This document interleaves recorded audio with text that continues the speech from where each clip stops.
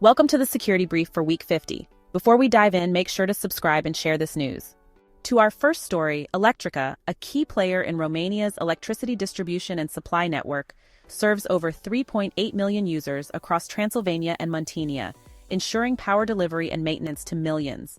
Founded in 1998 as part of the National Electricity Company and later becoming independent in 2000, the company is a cornerstone of Romania's energy sector. Since 2014, Electrica has been listed on both the Bucharest and London stock exchanges. The attack has been identified by the Ministry of Energy as ransomware. Energy Minister Sebastian Berduja confirmed that Electrica's SCADA systems, those critical for controlling and monitoring the electricity distribution network, remain fully operational and isolated from the incident. Minister Berduja stated, "Initial investigations show that it was a ransomware attack. The network equipment has been removed and is not affected. Our technical teams, alongside security partners, are working tirelessly on the ground to eliminate any risk."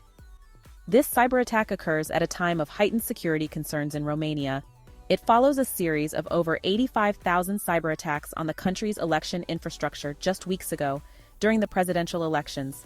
In fact, the Constitutional Court of Romania annulled the election results after intelligence services linked a TikTok influence campaign to Russian interference. Moving on. Atlanta-based Artivian, the company that keeps our tickers ticking, has revealed it was hit by a ransomware attack on November 21st. Artivian, which employs over 1,250 people worldwide and sells life-saving devices in more than 100 countries, had to take some of its systems offline faster than a surgeon yells scalpel. The hackers didn't just encrypt their files.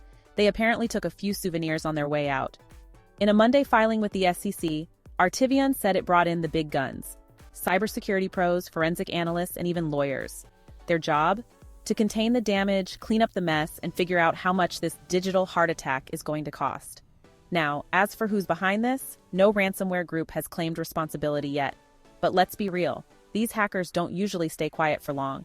If the ransom isn't paid soon, Artivian's stolen files could end up on the internet faster than your embarrassing karaoke video. This attack is just the latest in a string of healthcare sector cyber hits. Recently, the Bayan Lion cyber gang targeted Boston Children's Health physicians, and another attack forced UMC Health System to divert patients in September. So, what's next for Artivian? Hopefully, a secure recovery and a stern memo to the IT team. Meanwhile, the rest of us can only hope these hackers don't move on to pacemakers, or we're really going to be in trouble. Moving on. U.S. Senator Ron Wyden has proposed a new bill to shore up the defenses of American telecommunications networks. Why? Because earlier this year, Chinese state-sponsored hackers, known as Salt Typhoon, went snooping around in U.S. telecom systems like they were shopping for Black Friday deals. Wyden's Secure American Communications Act aims to finally give the Federal Communications Commission, or FCC, the teeth to enforce cybersecurity rules on telecom companies. And when we say finally, we mean rules that were technically supposed to be in place since 1994. That's right, telecom providers have had 3 decades to get their act together. Turns out they didn't. Here's the gist of Wyden's plan. Telecom providers will have to test their systems every year for vulnerabilities, patch them up, and keep records of what they find and how they fix it. They'll also need to hire independent auditors to ensure compliance with the FCC's rules.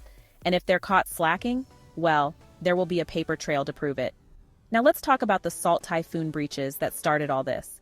According to CISA and the FBI, Chinese hackers gained access to the networks of multiple telecom giants, including T-Mobile, AT&T, and Verizon, for months or longer. During that time, they reportedly stole substantial internet traffic from American businesses and millions of customers. If that doesn't make your ears burn, I don't know what will. As for Senator Wyden's bill, it couldn't come at a better or scarier time. With FCC Chairwoman Jessica Rosenworcel pledging urgent action to secure telecom networks, it seems like the winds of change might finally be blowing. Let's just hope they don't blow all our private data into the wrong hands again. Moving on, Krispy Kreme has found itself in a sticky situation, one that even a dozen glazed donuts can't fix.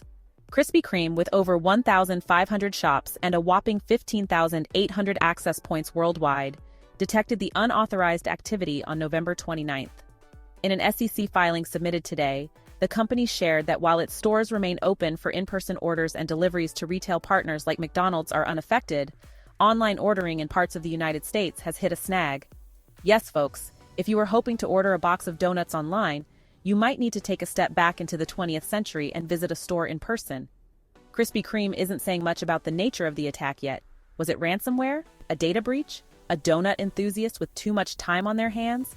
No one's claimed responsibility, and if this was ransomware, it could mean Krispy Kreme is negotiating behind the scenes to prevent sensitive data from being leaked. The company says it's working with top cybersecurity experts and taking steps to contain the incident, but the full scope of the damage is still under investigation. Krispy Kreme hasn't given a timeline for when their systems will be fully restored. But one thing's clear, no amount of sprinkles can make this situation sweeter. Moving on, Operation PowerOFF has successfully pulled the plug on 27 DDoS-for-hire platforms. These so-called booter and stressor services designed to unleash chaos on the internet are now offline, and the people behind them are facing the music. 3 administrators of these platforms have been arrested, and authorities have identified around 300 of their customers. In the Netherlands alone, 4 men aged 22 to 26 were arrested, one allegedly responsible for over 4,000 DDoS attacks. Dutch police also identified approximately 200 users of these services, with some getting stern warnings delivered right to their doorsteps and others facing prosecution. The U.S. Department of Justice also got in on the action, indicting 2 individuals, including one Ricardo Cesar Colli, also known as Toteman Games, who operated platforms like securityhide.net. And if you thought being a customer would keep you safe, think again. The DOJ has been interviewing users of these services as part of ongoing investigations. DDoS-for-hire platforms have long been a go-to tool for anyone looking to disrupt online operations, from businesses to gamers settling grudges. But their impact goes far beyond inconveniences. Especially during the holiday season, these attacks can cripple online shopping and service platforms, causing massive financial and operational damage. With Operation PowerOFF, the tables have turned. The once anonymous admins and users of these platforms are now in the spotlight, and the message from global law enforcement is simple.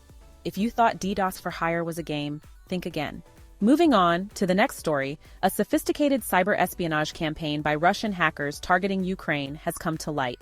This isn't your typical hacking group. This is Turla, also known as Secret Blizzard, a nation-state actor linked to Russia's Federal Security Service, FSB. And their latest trick? Hiding behind other hackers to deliver their malicious payloads. According to new reports from Microsoft and Lumen, Turla has been leveraging the malware infrastructure of other threat groups, like the Pakistani group Storm 0156 and the Russian Storm 1837, to disguise their activities. Their targets? Ukrainian military devices, including those connected via Starlink, the satellite internet system vital to Ukraine's frontline operations. Here's how it works. Turla begins with phishing emails containing malicious attachments or backdoors. Once the malware is on the system, they deploy reconnaissance tools to identify high-value targets, like devices linked to Starlink IP addresses. This provides Turla with valuable military intelligence to aid their espionage efforts. In their most recent campaign, Turla used the Amadei botnet, a malware delivery network that's been active since 2018. Amadei isn't new. It's been used by everyone from ransomware groups like Lockbit to other state-sponsored actors. But in this case, Turla either hijacked Amadei or bought access to its infrastructure. Using this botnet, they deployed 2 of their custom malware families, Tavdig and Kazuarv2. This campaign highlights the ever-evolving nature of cyber espionage, especially in high-stakes conflicts like the one in Ukraine. As Microsoft's report shows, groups like Turla are not just exploiting vulnerabilities, they're manipulating other hackers' tools and infrastructure to further their own agenda. Moving on to our last story, in Russia, it seems the government has added another name to its growing blacklist of communication platforms. The latest victim? Viber, the popular encrypted messaging app used by hundreds of millions of people worldwide. Yes, the app known for helping us share messages, stickers, and questionable group chats has been blocked by Roskomnadzor, Russia's telecommunications watchdog.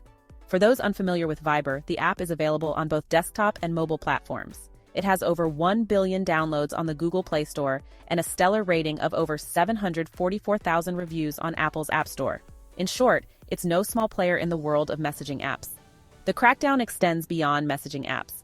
Virtual private networks, or VPNs, which allow users to bypass restrictions and access blocked content, have also been in Russia's crosshairs.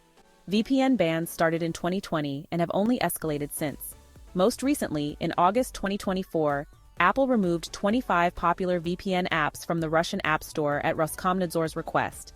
These included well-known names like NordVPN, ProtonVPN, and PIA VPN. As it stands, millions of Russians who rely on Viber will have to find new ways to connect, or perhaps revisit the dwindling pool of apps that haven't yet been blacklisted. We'll keep you updated as the story develops. For now, it's clear. In Russia, messaging apps aren't just tools for communication. They're battlegrounds in an ongoing war over information. That's it for this week's news. Which story did you find most interesting, or any story that you wish was included? Make sure you comment under. Make sure to subscribe, and I see you soon.